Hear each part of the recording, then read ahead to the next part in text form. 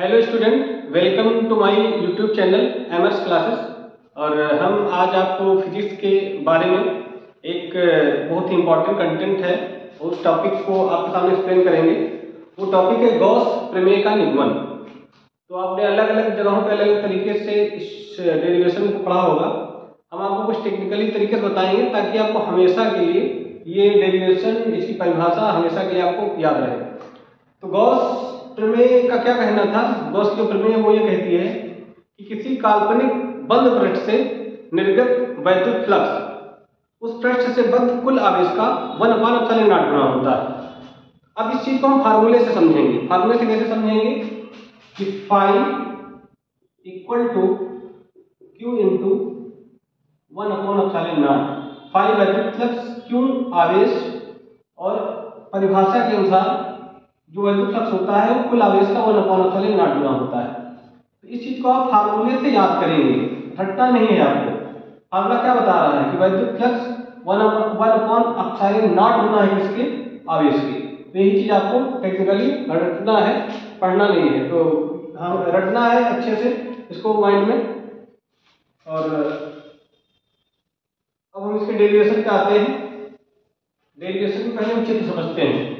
तो चित्र में क्या है कि सबसे पहले हम कोई बंद पृष्ठ लेंगे। सबसे पहले हमें क्या लेंगे?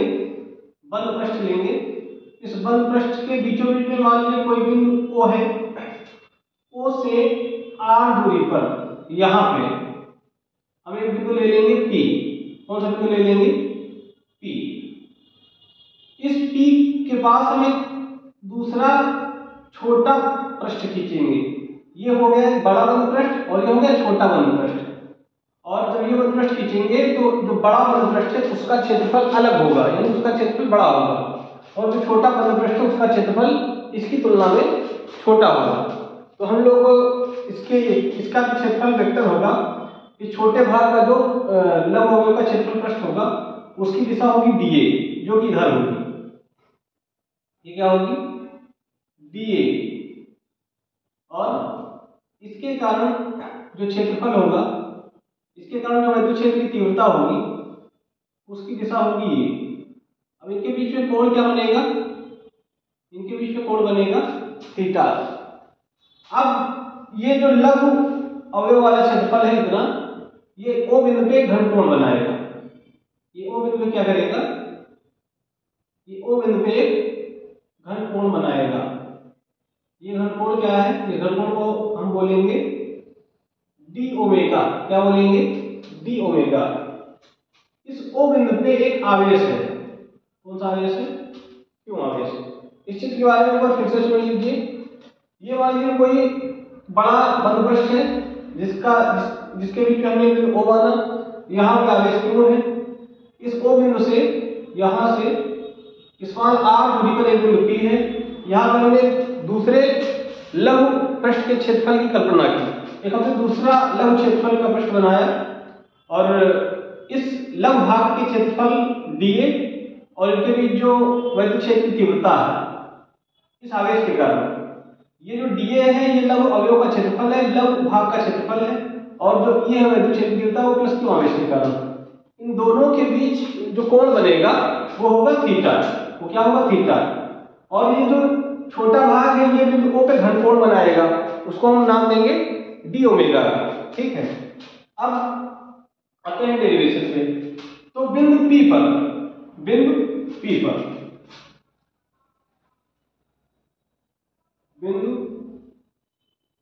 पर वैद्युत क्षेत्र की तीव्रता E बराबर होगा 1/4πε0 into Q/r²। बिंदु P पर जो वैद्युत क्षेत्र की तीव्रता होगी इस छोटे से भाग के कारण वो होगी फार्मूले के according equal to 1/4πε0 into Q/r²। ठीक है। आगे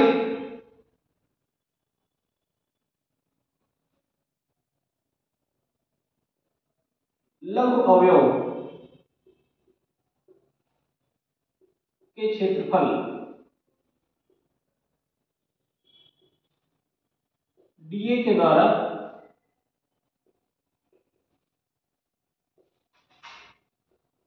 निर्गत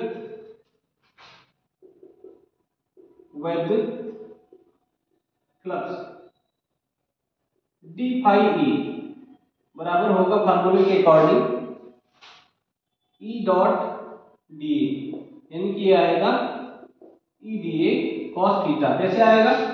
आपको फर्स्ट से पढ़ाया गया था कि जब दो राशियों का डॉट बड़ा होता है, यानी vector A dot vector B, तो फार्मूले के अकॉर्डिंग उसका फार्मूला होता है vector A dot vector B बराबर ए बी cos थीटा। उसी के अकॉर्डिंग हमने E dA बराबर क्या रखा? E dA cos theta. अब E का मान, E का देखिए यहाँ फार्मूला रखा था, तो इसको मान लेंगे इक्वेशन नंबर फर्स्ट। इसको क्या मान लेंगे? समीकरण नंबर 1। अब समीकरण 1 से E का मान हम यहाँ रखेंगे, तो आप लिखेंगे समीकरण 1 से E का मान रखने पर d फाई E बराबर हो जाएगा 1/4 pi epsilon naught into Q upon R square into dA cos theta. ठीक है, आगे हम देखते हैं d फाई E बराबर हो जाएगा q upon 4 pi epsilon not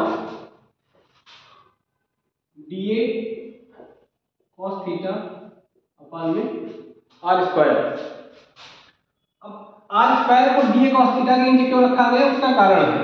उसका कारण यह है कि हम ऐसे लिखने से, इस प्रकार लिखने से हम फार्मूला बना सकते हैं। अब आप लोगों को पहले बताया जा चुका है कि ये dA cos theta upon R square इसका फार्मूला होता है d ओमेगा का। किसका होता है? d ओमेगा का। तो हम लिख देंगे d फाई E बराबर q upon 4 pi epsilon naught into d omega. तो ये तो हो गया लघु अवयव, यानी छोटे से भाग के कारण वैद्युत फ्लक्स ये होगा। हमें पूरे के कारण निकालना है, जो बड़ा बंधपट्ट लिया था। तो हमेशा याद रखिए कि जब आप किसी छोटे से अल्पांश का या छोटे से क्षेत्रफल का जब आप वैद्युत फ्लक्स निकाल लेते हैं, तो बड़े भाग का निकालने के लिए हम हमेशा छोटे वाले भाग का जो क्षेत्रफल, जो वैद्युत फ्लक्स आता है, उसका हम समाकलन करते हैं। उसका हम क्या करते हैं? समाकलन करते हैं। तो इतना आप लोग जो है स्क्रीन पे जो लिखा हुआ है इसको आप लोग जो है प्लीज फिर कॉपी में नोट कर लीजिए, और इसके बाद हम आगे देखते हैं।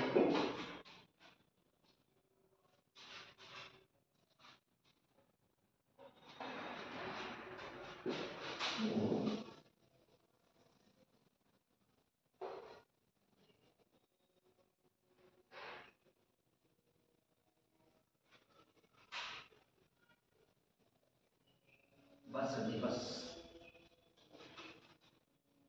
क्या हो?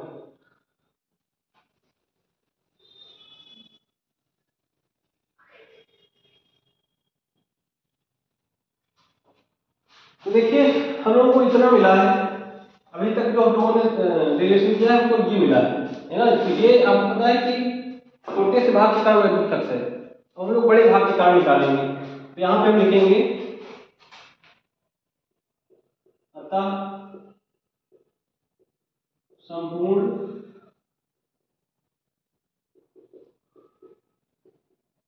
बंध पृष्ठ के कारण वैद्युत फ्लक्स, यानी कि फाई E बराबर। अब इसमें देखिए डी नहीं लगा है, स्मॉल डी हमेशा उसी के साथ में रहेगा जहां पे छोटे क्षेत्रफल के लघु अवयव की बात की जाएगी। अब हम पूरे बड़े बंध पृष्ठ के कारण निकाल रहे हैं, तो हम लिखेंगे integration of d phi E। अब डी फाई E का मान क्या आया था यहाँ पे? आप लोगों ने अपने फिर कॉपी पे नोट किया होगा, तो वो मान यहाँ पे रखना है। फाई E बराबर डी फाई का मान आया था Q upon 4 pi epsilon naught into dA cos theta upon R square. अब जो चिन्ह होता है समाकलन का होता है, इंटीग्रेशन का होता है। तो हमेशा याद रखिए कि इंटीग्रेशन के चिन्ह के अंदर वही राशियां या वही रहते हैं इनके साथ स्मॉल डी लगा हो। ठीक है, तो सबसे पहले उसका फार्मूला रखेंगे फाई बराबर Q upon 4 pi epsilon not. ये पूरा फार्मूला है। ये किसका फार्मूला है? डी ओमेगा का। तो ओमेगा के साथ डी लगा है, इसलिए ये समाकलन के चिन्ह के अंदर रहेगा और Q upon 4 pi epsilon not ये बाहर हो जाएगा। तो फाई बराबर Q upon 4 pi epsilon not D omega. अब हो जाएगा फाई बराबर Q upon 4 pi epsilon not D omega का जो समाकलन का सूत्र होगा वो होगा ओमेगा। क्या होगा? ओमेगा। फाई बराबर Q upon 4 pi epsilon not. Omega का फार्मूला होता है 4 पाई। ओमेगा फार्मूला था 4 पाई, तो 4 पाई से 4 पाई कट गया, तो फाई बराबर क्या है? Q upon epsilon not. और ये हमारी गॉस की प्रमेय सिद्ध होगी। Thank you.